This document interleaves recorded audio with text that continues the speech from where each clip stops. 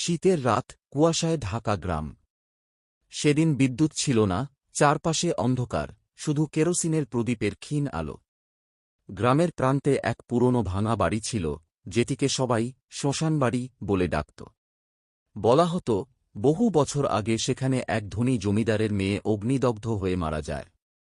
সেই রাত থেকে বাড়িটা অভিশপ্ত হয়ে পড়ে। রাত 10টার পর কেউ ও বাড়ির সামনে যায় না। কিন্তু দীপ নামের এক কিশোর বন্ধুর সাহসে প্রায়ই চ্যালেঞ্জ নিতে ভালোবাসত।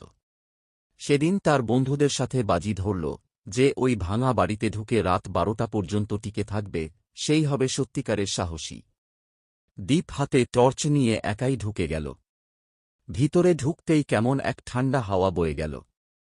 চারদিক নীরব, শুধু ঝিঁঝিঁ পোকার শব্দ। টর্চের আলোয় দেখা গেল ভাঙা দরজার ওপর বাদুড় উঠছে। হঠাৎ করেই যেন কোথা থেকে ভেসে এল নারীর কান্নার শব্দ, দীর্ঘশ্বাসের মতো গভীর, বুক কাঁপানো। দীপের গা শিউরে উঠল। তবুও সে নিজেকে সামলাল, ভাবল হয়তো বাতাসের শব্দ। কিন্তু কিছুক্ষণের মধ্যেই টর্চ হঠাৎ নিভে গেল। চারপাশে গাঢ় অন্ধকার। আর তখনই সে দেখল ভাঙা জানালার পাশে সাদা শাড়ি পরা এক ছায়ামূর্তি দাঁড়িয়ে। মূর্তিটা ধীরে ধীরে এগিয়ে আসছে, মুখ ঢাকা চুলে। দীপের বুক ধক ধক করছে, গলা শুকিয়ে কাঠ। সে নড়তে পারছে না। মূর্তিটি কাছে আসতেই হঠাৎ তার লম্বা চুল মুখ থেকে সরে গেল। দীপ দেখতে পেল পুড়ে যাওয়া কালো দাগে ভর্তি মুখ, আর লাল জ্বলজ্বলে চোখ। সাথে সাথেই এক বিকট চিৎকার কানে বাজল, যেন কাঁচ ভাঙার শব্দ। দীপ ভয়ে দৌড় দিতে গিয়েও পারল না, শরীর জমে গেল। সে অনুভব করল ঠান্ডা একটা হাত তার কাঁধে চাপ দিল।